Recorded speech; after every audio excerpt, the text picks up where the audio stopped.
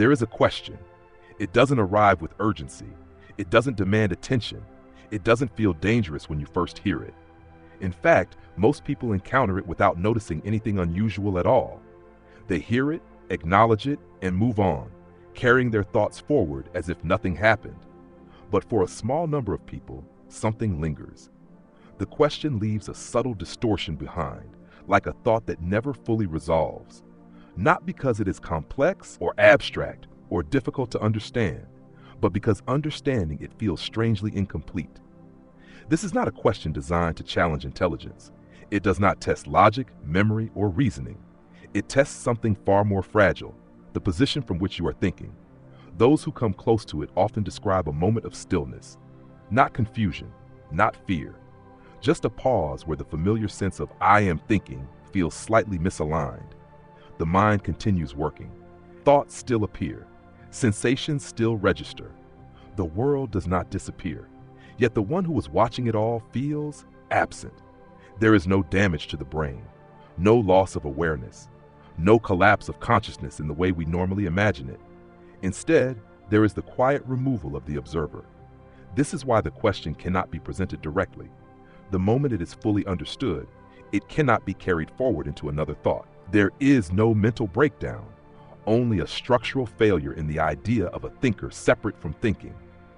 You don't fail to answer the question. The answer removes the one who would answer it. This is not a warning. It is simply an observation. You cannot think this question.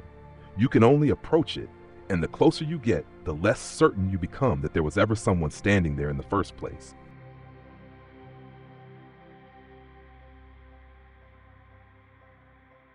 A simple philosophical question. At first, the question appears almost embarrassingly simple. There is no technical language attached to it, no abstract terminology borrowed from philosophy or neuroscience, no symbols, formulas, or logical traps waiting to confuse the mind. In fact, it sounds like the kind of question a child might ask out of genuine curiosity, the kind adults usually answer too quickly, without thinking too deeply. That simplicity is precisely what makes it so easy to ignore. We are conditioned to believe that meaningful questions announce themselves with complexity, that anything capable of disturbing our understanding of reality must arrive wrapped in difficulty. But this question does not challenge intelligence. It bypasses it entirely. It does not ask for knowledge. It does not ask for belief. It does not even ask for an answer in the conventional sense. Instead, it quietly points toward the position from which all answers are usually given. When most people hear it, their minds react automatically. They interpret it as a linguistic puzzle, or a philosophical curiosity, or a clever trick of words. The brain searches for context, compares it to familiar ideas, and then resolves it by placing it into a category it already understands. And in doing so, they miss it, because the question is not meant to be solved. It is meant to be noticed. What makes it unusual is not what it refers to, but what it removes. As the mind begins to follow the question seriously, without rushing to resolve it, something subtle begins to shift. The question doesn't move forward like normal thoughts do. It doesn't progress toward a conclusion. It seems to fold back on itself, gently redirecting attention toward the act of thinking itself. This is where most people stop, not because they encounter a contradiction, but because there is nothing left to grasp. The familiar structure of thought, question, analysis, conclusion, fails to complete its usual cycle. The mind continues producing thoughts, but the sense of ownership over those thoughts begins to loosen. This is often mistaken for confusion, but confusion involves too many possibilities. This is the opposite. It is a narrowing, a quiet stripping away of assumptions that normally go unnoticed. The most destabilizing realization is that nothing extraordinary is happening. There are no hallucinations, no emotional surge, no sense of revelation or enlightenment. The world remains exactly as it was. The only difference is the absence of a central reference point. The feeling that thoughts belong to someone, that experience is being observed from a fixed location behind the eyes, begins to feel less solid, less necessary. The question does not destroy that structure. It simply reveals that it was never as stable as it seemed. This is why the question feels unfinished, not because it lacks an answer, but because its completion would require a thinker who is no longer positioned outside the thought. To carry it forward would require standing somewhere the question has already removed. And so the mind does what it always does when it reaches a place it cannot map. It retreats. Most people dismiss the experience as meaningless or strange or unimportant. They label it and move on. The mind reassembles its familiar patterns, the observer quietly returns, and the moment is forgotten. But for those who don't rush away, who allow the question to remain open just a little longer, it becomes clear why it was never meant to be answered. It was meant to expose the assumption that there was someone there to answer it at all.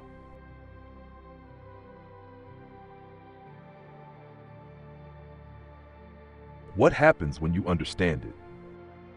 Understanding the question does not arrive as a dramatic moment. There is no surge of insight, no sudden clarity that rearranges the world into something new and meaningful.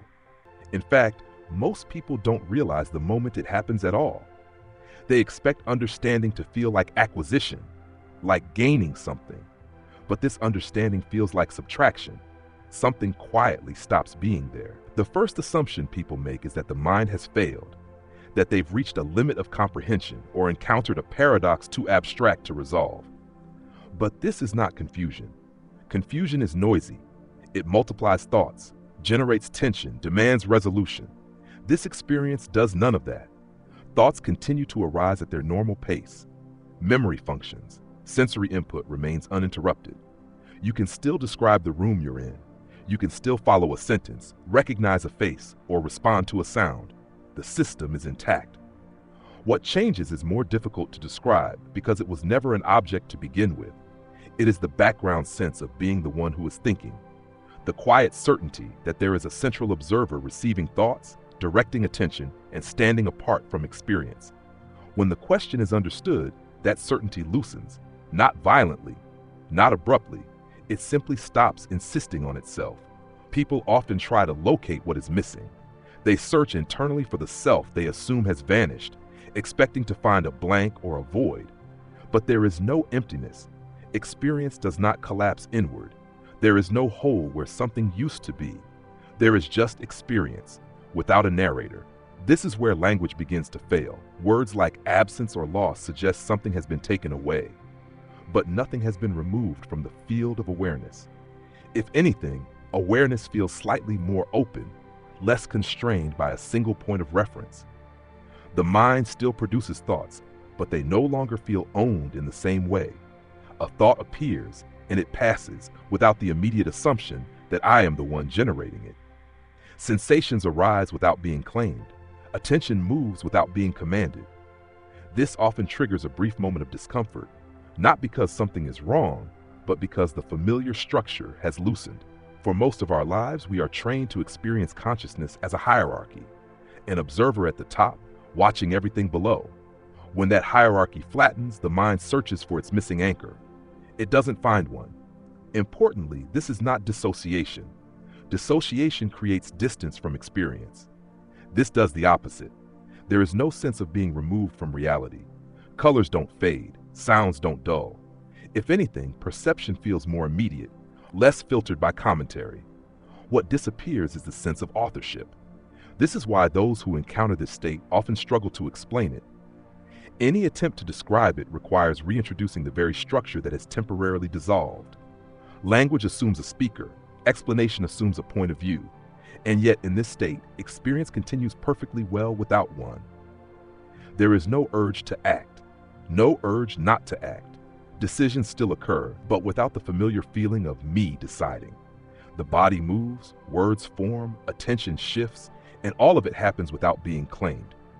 This is often the moment when people retreat, not out of fear, but out of instinct.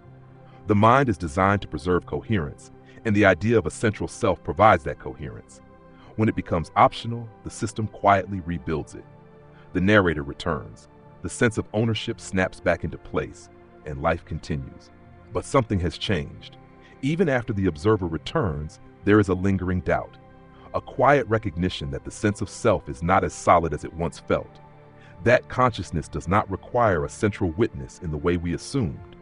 The question does not create this state. It reveals that it was always possible, And once seen, it cannot be completely unseen.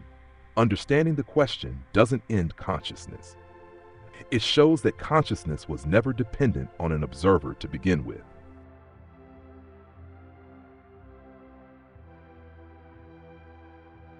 The collapse of the observer.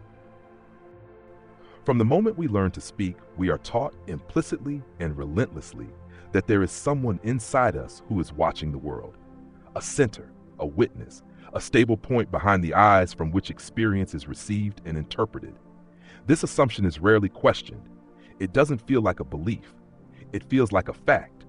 Thoughts appear to someone. Sensations happen to someone. Decisions are made by someone. The observer seems so obvious that challenging its existence feels unnecessary, even absurd. And yet the question does not challenge the observer directly. It does something far more destabilizing. It turns the observer into the object of observation. Normally, attention moves outward. It rests on sounds, images, ideas, memories. Even when we think about ourselves, we do so as if the self were another object, an identity, a personality, a story. But the observer is not a story. It is not an image. It is not a thought. It is the assumed position from which all of those things are noticed. When attention is redirected toward that position, something unexpected happens. There is nothing there to find. No shape, no boundary, no location that can be pointed to with certainty. At first, this feels like a failure of introspection. The mind assumes it hasn't looked carefully enough, so it looks harder.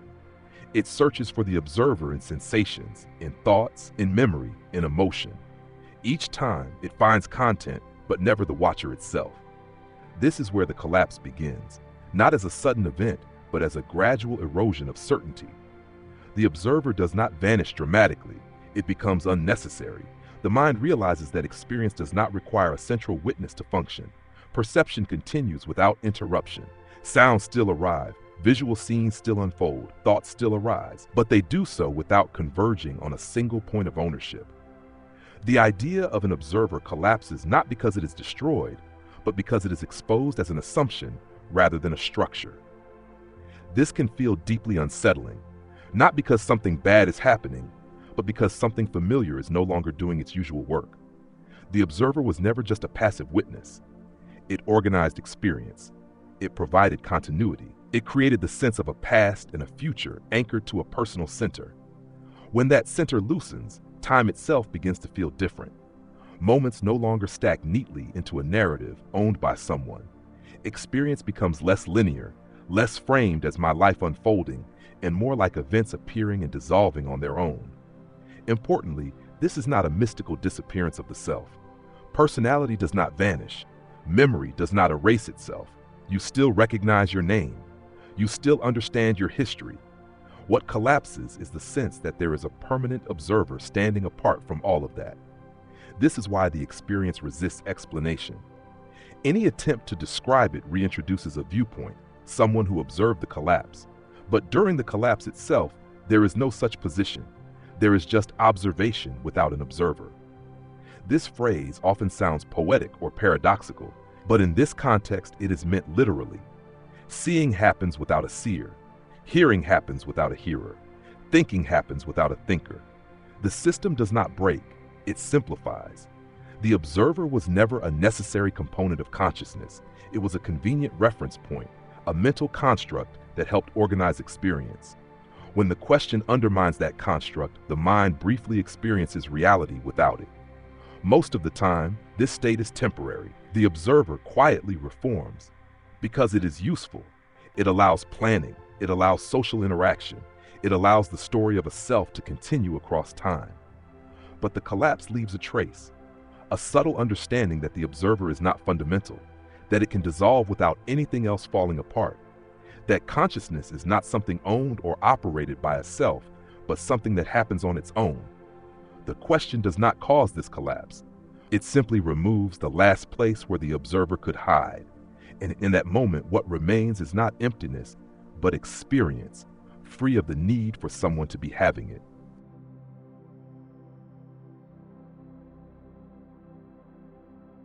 Why you can't think it.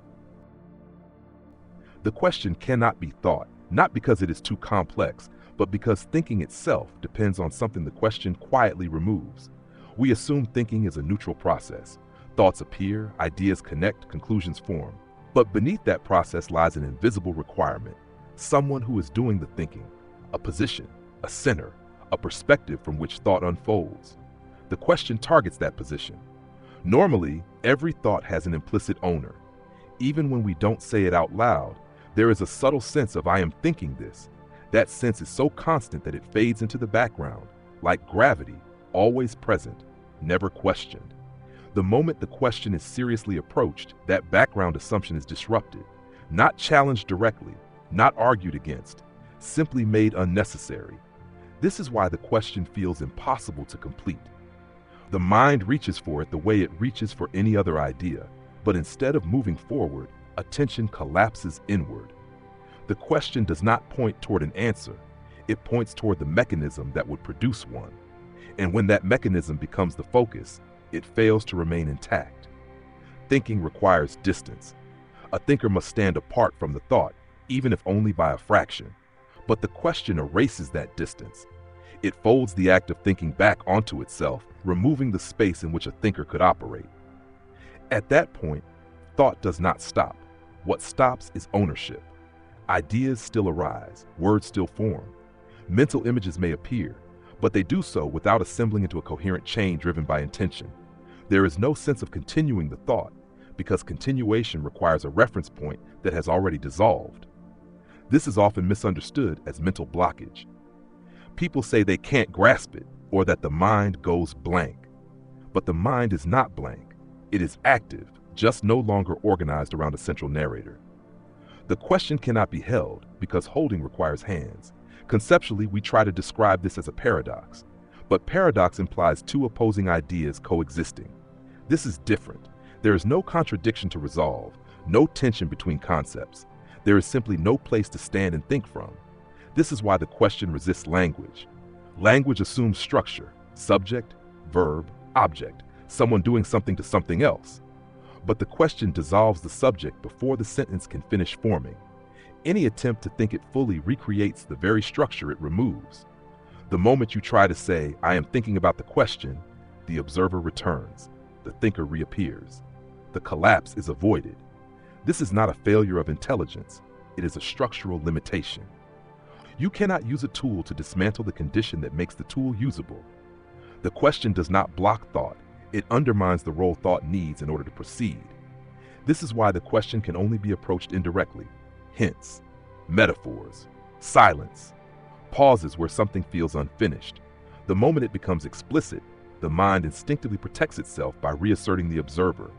Thinking resumes, continuity returns. The sense of me quietly takes its place again. And yet something lingers. A recognition that the inability to think the question is not a flaw, but a feature. That the question reveals a boundary, not of knowledge, but of identity. You cannot think it, because thinking requires a thinker. And the question asks what happens when that requirement is no longer met. Not as an idea, but as an experience.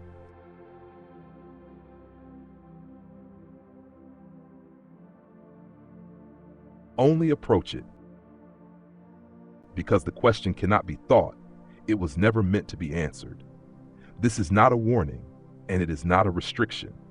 It is simply an acknowledgement of how the question functions. Direct confrontation causes it to disappear. Explanation dissolves it. Precision pushes it back into abstraction. The only way it remains alive is through approach. Approach does not mean progress. It does not mean moving closer to an answer. It means allowing attention to drift toward the edge of something without demanding resolution. The question exists in that edge, where clarity would normally form, but doesn't. This is why it has never been stated cleanly or conclusively. Whenever it appears in philosophy, psychology, or spiritual inquiry, it arrives indirectly, as a hint, a gesture, a moment of silence after a sentence that feels incomplete. The question does not want to be held. It wants to be felt as instability. When approached carefully, something subtle happens. The mind slows, not because it is forced to, but because there is nothing to rush toward. Attention becomes less directional. Thoughts arise and pass without being pursued. Awareness widens, not by effort, but by the absence of a center pulling everything inward. This is not a practice. There is nothing to maintain, no technique to repeat. The moment it becomes intentional, the observer returns and the question retreats. Approach, in this sense, means letting go of intention. You may notice it in ordinary moments, while staring at a reflection without recognizing it as yours, while listening to a sound without labeling it, while reading a sentence and momentarily forgetting who is reading. These are not profound experiences. They are gaps, and in those gaps, the question becomes present, not as words, but as a quiet destabilization of perspective. The temptation is to name it, to claim it, to say this is what is happening to me. But naming it rebuilds the structure the question erodes. Ownership returns. Distance reappears. So the approach must remain incomplete. This is why the question has no community, no doctrine, no final description. Anything that could be shared clearly would already be too far away from it. The experience cannot be transferred, only suggested. Those who get close rarely talk about it directly, not out of secrecy, but because there is nothing solid to report. They speak around it. They use metaphors. They describe what stopped happening rather than what began. They might say the world felt quieter, or that time loosened, or that experience continued without effort. All of these are approximations. The truth is simpler and more elusive. There was no one left to approach from. The question does not ask you to cross a boundary. It removes the boundary altogether. What remains is not revelation, not emptiness, not transcendence, just this. Whatever is already happening, without the need for someone to be at the center of it. That is why the instruction is not to think, solve, or answer. Only approach it, and stop before the moment when approach itself disappears. Because if you go any further, there will be no one left to say you were ever close at all.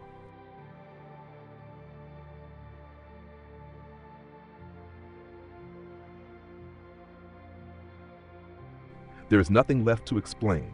If the question has stayed with you until now, it has already done what it can do.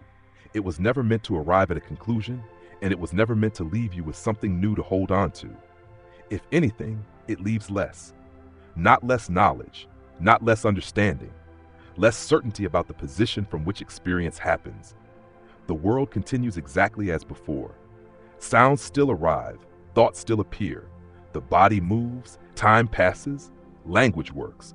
Nothing has been altered in any visible way.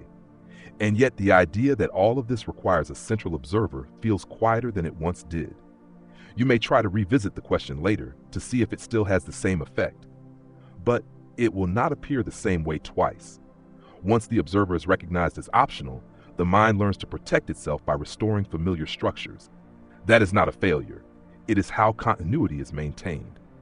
This is why the question leaves no trace you can point to, no insight to defend, no belief to adopt. The moment you try to claim it, it stops being what it was. If at any point you felt a pause, a subtle misalignment, a moment where awareness continued without commentary, that was enough. There is no need to go further. You cannot stay in that place, and you were never meant to. Life requires a self to function, even if that self is only a convenient fiction. But now, perhaps, it is seen for what it is, not a controller, not a witness standing apart, just a useful pattern that can loosen and return without consequence. So let the question fade. Do not answer it, do not pursue it. And if in some quiet moment you notice experience unfolding without anyone at the center, let it pass. That is close enough.